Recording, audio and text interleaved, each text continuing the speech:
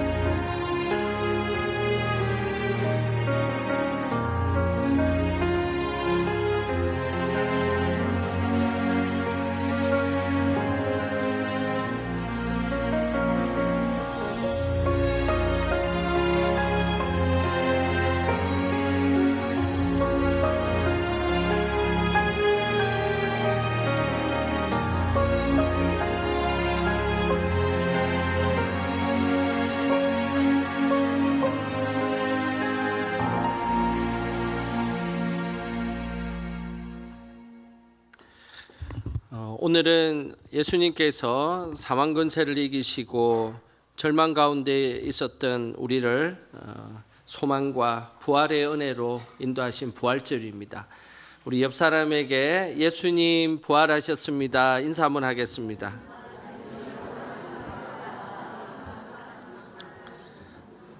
우리 한 번 더 인사하겠습니다. 예수님께서 절망의 자리에서 소망의 자리로 인도하셨습니다. 예수님께서 절망의 자리에서 소망의 자리로 인도하셨습니다. 오늘 부활의 이 아침에 여러분들의 삶에 절망의 자리, 또 실패의 자리, 그리고 어려움의 자리가 있을지라도 주께서 주시는 그 소망과 능력의 그 은혜가 우리 성도님들의 가정과 일터와 그리고 우리 심령에 가득하기를 주님의 이름으로 축복합니다. 성경 중에 고린도전서 13장을 사랑장이다라고 이야기를 합니다. 그런데 오늘 읽었던 이 고린도전서 15장은 어떤 장일까요? 15장은 부활장이다라고 이야기를 합니다. 고린도전서 15장은 부활장으로서 예수님께서 진정으로 어떻게 죽으셨는지 그리고 어떻게 부활하셨는지를 정확하게 말씀하는 그런 말씀입니다. 당시 헬라 문화 중심에 있었던 이 고린도 지역에는 두 가지의 죽음에 대한 견해가 있었습니다. 먼저 하나는 쾌락주의에 기반한 죽음에 대한 사상이 있었습니다. 헬라의 쾌락주의자들은 늘 이런 생각을 가지고 있었습니다. 내일 죽을 터이니 먹고 마시자라는 그런 생각을 갖고 있었던 것이죠. 죽음이라는 것은 인간에게 주어진 당연한 숙명과 같은 것이니까 굳이 우리가 이 땅에서 살 때에 힘들게 살 필요가 있겠느냐. 그냥 먹고 즐기고 놀면서 사는 것이 이 땅의 낙이다라고 생각하는 사람들입니다. 죽음에 대해서 우리도 혹시 이런 생각을 갖고 있지는 않습니까? 어차피 한 번 죽는 인생, 내가 먹고 싶은 거 실컷 먹고 그리고 마시고 싶은 거 실컷 마시면서 그렇게 흥겹게 그냥 지내는 것, 우리의 삶이라고 생각하고 있지는 않습니까? 이런 사상은 오늘 본문의 배경이 되는 이 고린도 지역과 헬라 사상이 딱 맞닥뜨려져서 정말로 쾌락주의를 추구하는 아주 절묘하게 고린도 지역과 맞아떨어지는 사상이었습니다. 고린도 지역은 지금의 이란의 호르무즈 해협처럼 전 세계가 관심을 갖고 있는 무역의 요충지였습니다. 많은 상인들이 잠시 휴식을 취하면서 그 가지고 있었던 돈을 마음대로 풀고 그리고 향락을 일삼았던 도시, 그 도시가 바로 고린도 도시였습니다. 이런 고린도 지역에는 많은 물질과 향락이 가득했기 때문에 이 로마의 쾌락주의는 너무나 고린도 지역에 맞아떨어지는 사상이었습니다.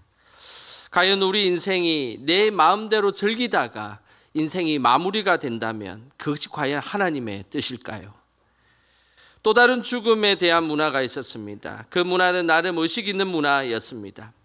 그때 당시에 의식 있는 사람들은 이런 용어를 썼습니다. 메멘토 모리라는 단어를 썼는데요. 이것은 내가 죽을 존재임을 기억하라는 것입니다. 내가 죽을 존재임을 기억하는 것, 이것이 메멘토 모리라는 뜻인데요. 죽음을 기억하라는 이 메멘토 모리는 고대 로마 시대에 전쟁에서 승리한 장군들에게 했던 말이었습니다. 승리한 장군들이 승리에 도취되어서 시가행진을 할 때 전차에 늘 노예를 태우고 다녔습니다. 그러면서 그 노예가 행진하는 내내 장군의 귓가에 메멘토 모리, 메멘토 모리, 너의 죽음을 기억하십시오, 너의 죽음을 기억하십시오를 외쳤습니다. 가장 영광스러운 자리, 기쁨의 자리에 죽음을 기억하는 것, 그것은 세속적인 성공과 권력이 얼마나 덧없음을 우리에게 이야기해 주는 행위입니다. 그러면서 인간은 영원하지 않다라는 것을 깨닫게 해주면서 교만해지지 않기 위해 늘 메멘토 모리를 외쳤던 것입니다. 그렇다면 과연 이 죽음에 대한 이것을 기억하는 것, 그렇게 살아가는 것이 정말로 성경에서 원하는 하나님의 뜻일까요? 오늘 본문에는 하나님이 원하시는 죽음에 대한 이야기를 말씀하고 있습니다.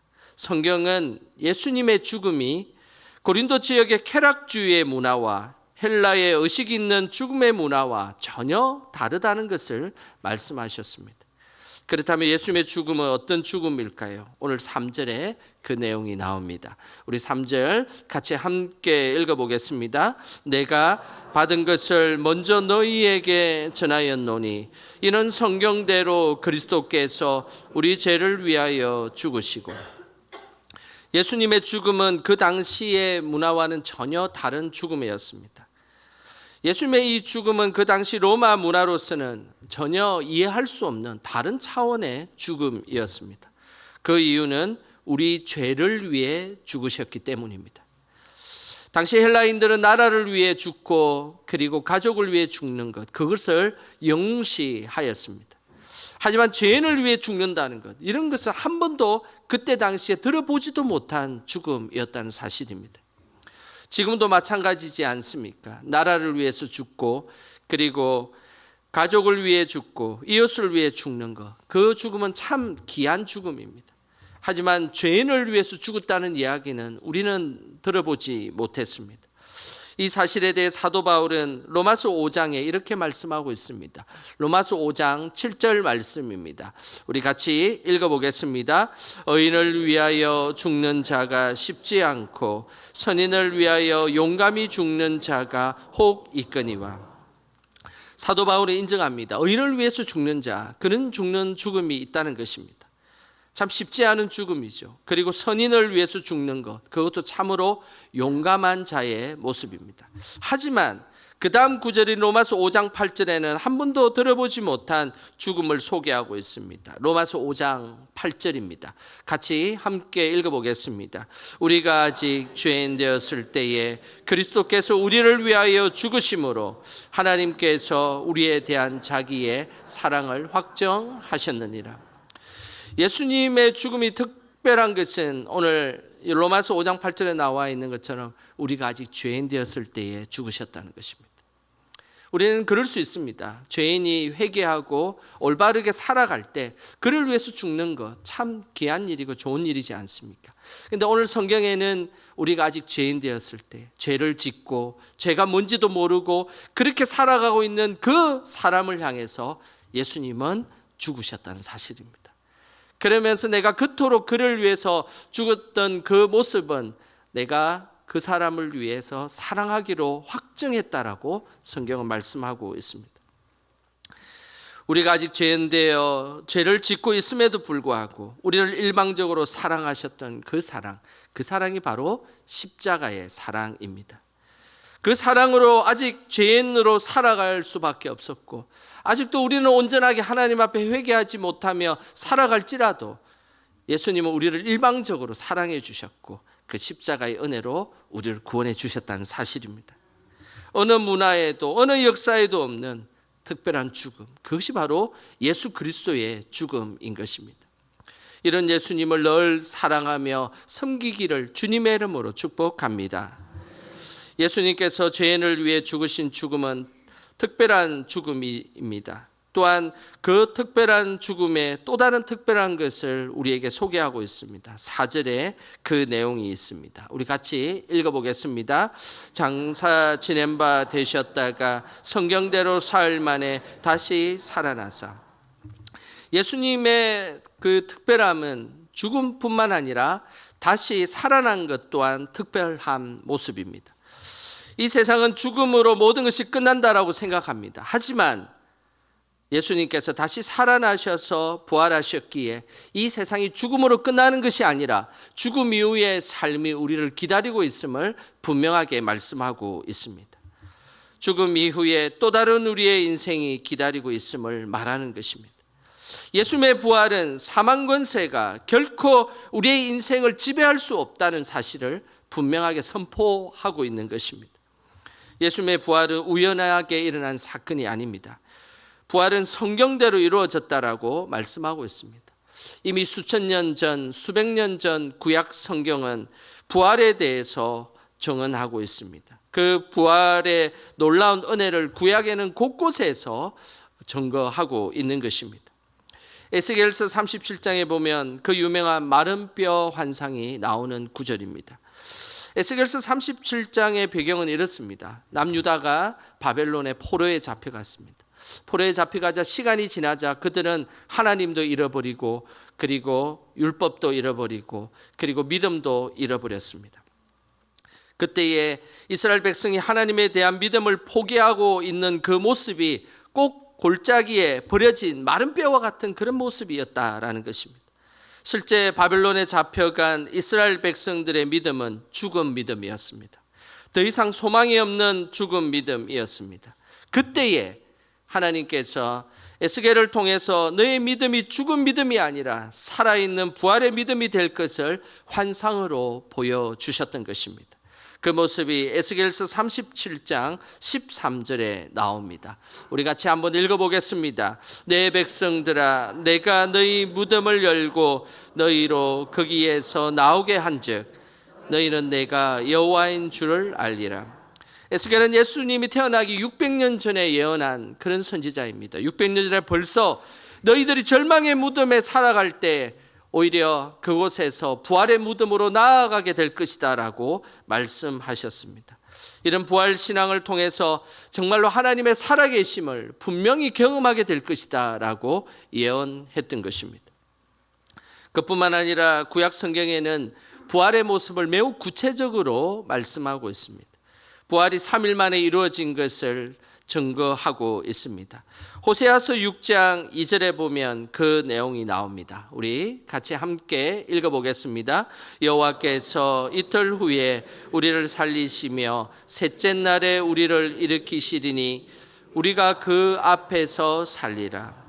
호세아는 예수님의 그 죽음, 하나님의 죽음이 나중에 3일이 되던 날에 정확하게 부활할 것이다 라는 예언을 하게 되었습니다. 이처럼 성경의 곳곳에는 부활에 대한 예언이 있고 더 구체적인 3일 만이라는 시간까지 말씀하고 있습니다. 이것은 뭘 의미하겠습니까? 부활이라는 것은 갑작스럽고 우연히 일어난 일이 아니라 성경대로 하나님의 그 섭리와 계획대로 그 부활이 이루어졌음을 말씀하고 있는 것입니다. 우리 삶에도 우리를 예정하시고 우리를 인도하시는 그 하나님의 손길을 늘 믿음으로 고백하며 바라보시기를 주님의 이름으로 축복합니다. 예수님 당시 예수님의 부활을 믿지 않았던 성도들이 많이 있었습니다. 그때 가장 부활의 증거로 많이 사용했던 말씀이 오늘 읽었던 이 말씀입니다. 오늘 읽었던 말씀 중에 5절부터 7절까지 우리 같이 함께 읽어보겠습니다. 5절부터 7절입니다. 게바에게 보이시고 후에 12 제자에게와 그 후에 500여 형제에게 일시에 보이셨나니 그 중에 지금까지 대다수는 살아있고 어떤 사람은 잠들었으며 그 후에 야고보에게 보이셨으며 그 후에 모든 사도에게와. 예수님은 부활하신 후에 베드로에게 보이셨다는 겁니다. 그리고 12 제자들에게 보이셨습니다. 이들이 부활을 목격한 제자들이기에 이들은 지금도 부활의 증인으로 살아가고 있다라는 것을 말씀하고 있습니다. 그리고 예수님은 부활한 이 모습을 제자들뿐만 아니라 500여 명의 형제들에게 보였다라고 성경은 기록하고 있습니다. 부활의 증인이 제자들뿐만 아니라 500여 형제에게 보였다는 것은 부활이 꾸며낸 이야기가 아니라 역사적 사실임을 분명하게 말씀하고 있는 것입니다. 한두 명과 가깝게 지냈던 12명의 제자들에게만 부활을 증거했다면 아마 부활의 역사성은 현저하게 떨어졌을 것입니다. 하지만 500명이 부활의 예수님을 보았고 증거하고 있다는 사실은 그만큼 부활이 실제적인 부활이 있었다는 것을 말씀하고 있는 것입니다. 오늘 읽었던 이 고린도전서 15장은 부활한 이후에 대략 한 25년 정도의 세월이 흘렀습니다. 500여 형제 중에 대부분 살아 있었고 그리고 또 일부는 죽은 사람들도 있었습니다. 살아있는 이들이 25년이라는 세월이 지났음에도 불구하고 여전히 부활을 증거하고 있다는 것은 부활이 실제였음을 우리에게 말씀하고 있는 것입니다. 그뿐만 아니라 부활을 야고보와 모든 사도들에게도 보이셨다라고 말씀하고 있습니다. 여기서 이 사도들은 초대교회에 지금 사역하고 있는 사도들을 의미합니다. 부활을 목격한 이 사도들이 벌써 25년이라는 긴 세월이 지났음에도 불구하고 목숨을 걸고 그곳에서 부활을 증언하고 예수님을 증거하고 있다는 것입니다. 이 모든 정황을 고려해 보건대 부활이라는 것은 결코 우연히 일어나거나 그냥 사람들이 만들어낸 이야기가 아니라 역사적 배경을 갖고 있는 실체라는 것을 우리에게 분명히 말씀하고 있는 것입니다. 우리도 역사적으로 증명되는 이 부활의 믿음을 늘 간직하시기를 주님의 이름으로 소망합니다. 부활을 직접 목격한 이들도 있었지만 부활을 직접 목격하지 못해도 믿음으로 부활을 고백했던 사람들도 있습니다. 그 모습이 8절에 나옵니다. 우리 8절 같이 읽어보겠습니다. 맨 나중에 만삭되지 못하여 난 자 같은 내게도 보이셨느니라. 8절에 부활의 증인에 등장하는 만삭되지 못한 자, 그가 누구냐면 바로 사도 바울을 의미합니다. 사도 바울은 사도행전 9장에 보면 부활한 예수님을 인격적으로 만나는 장면이 나옵니다. 비록 사도 바울은 직접 예수님을 눈으로 목격하지는 못했지만 부활하신 예수님을 만남을 통하여서 그가 진정한 사도로 세움을 받게 되었습니다. 그러면서 제자들은 정말로 예수님에게 직접 배웠고, 그리고 제자들은 예수님의 죽음과 부활을 직접 보았다고 해서 사도 바울의 생각엔 제자들은 만삭된 자다라고 표현했다는 것입니다. 그러나 사도 바울 자신은 부활도 직접 경험해 보지도 못했고 늘 죄인으로 살아가고 있었기에 자신을 만삭되지 못한 자다라고 늘 겸손하게 자신을 표현했습니다.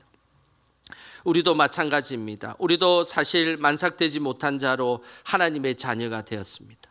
그리고 우리도 예수님의 부활을 직접 목격한 제자 시대의 사람이 아니기에 우리는 그 부활을 직접 알지는 못합니다.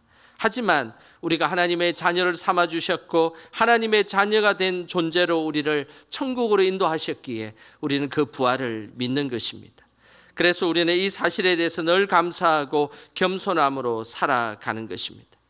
부활의 증인으로 살아가는 이 시대에 우리는 늘 하나님 앞에서 겸손한 모습으로 부활의 증인으로 살아가야 합니다. 예수님과 함께했던 초대교회 성도들은 시간이 점차 지나면서 죽음을 맞이하게 되었습니다. 하지만 그들은 그 죽음 아래에 늘 예수님의 그 부활의 신앙을 자녀들에게 계속해서 대를 이어 신앙을 이어갔던 것입니다. 특별히 AD 2세기와 3세기 사이에는 로마에 아주 가혹한 전염병이 있었습니다. 이 전염병으로 인하여서 로마 전체의 시스템이 무너질 정도로 아주 강력한 전염병이 있었습니다. 특별히 로마 사람들과 주변 사람들은 전염병으로 인해서 가족들도 버리는 그런 일들이 많이 있었습니다.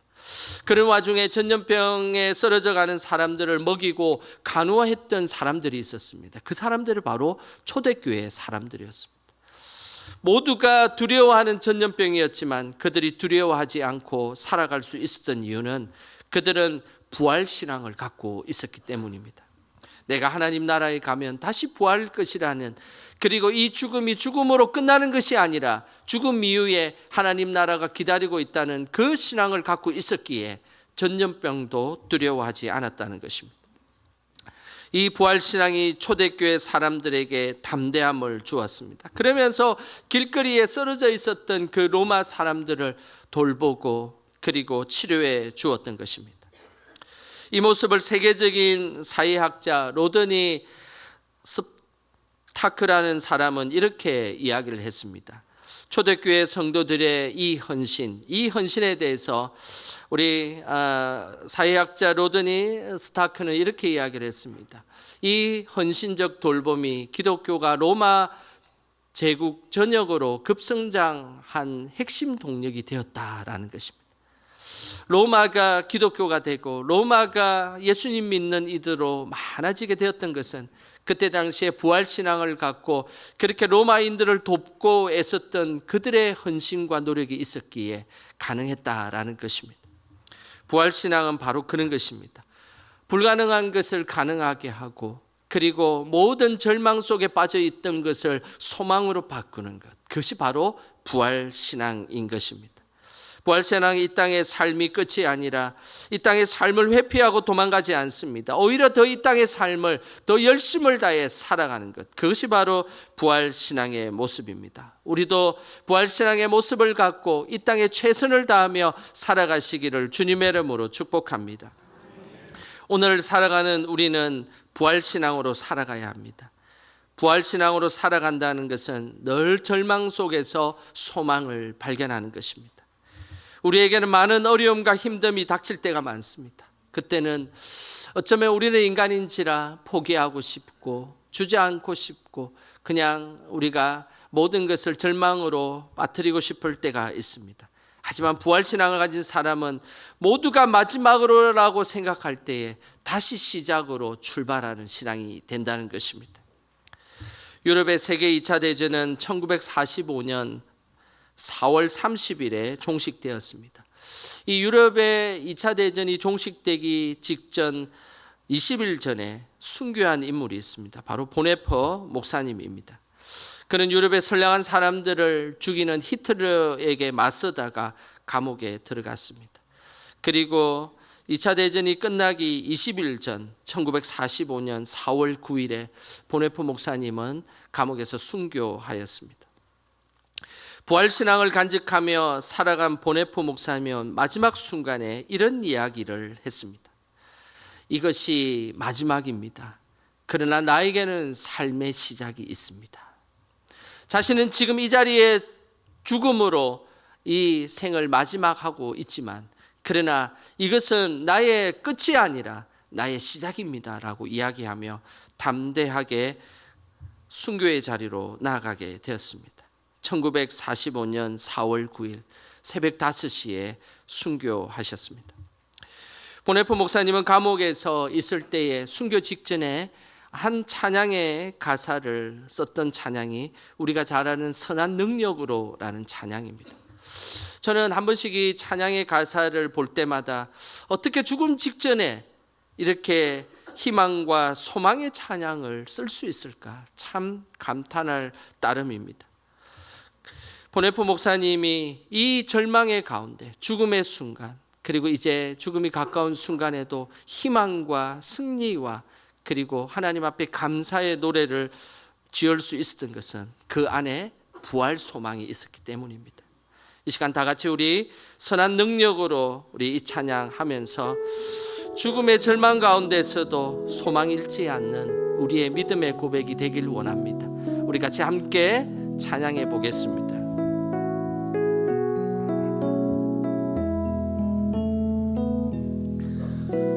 주 선한 능력으로 하느시네 그 크신 팔로 날 붙드시네 절망 속에도 흔들리지 않고 사랑하는 주 얼굴 구하리 선한 능력으로 일어서리 주만 어찌하리 믿음으로 우리 고대한에 주 오실 그날 영광의 새날을 맞이하리 주님이 마신 고난에 쓴 잔을 우리도 감사하며 받으리 주님의 남은 고난 채워가며 예수와 복음 위에 살리라 선한 능력으로 일어서리 주만 의지하리 믿음으로 우리 고대한에 주 오실 그날 승리의 주의 새날을 맞이하리.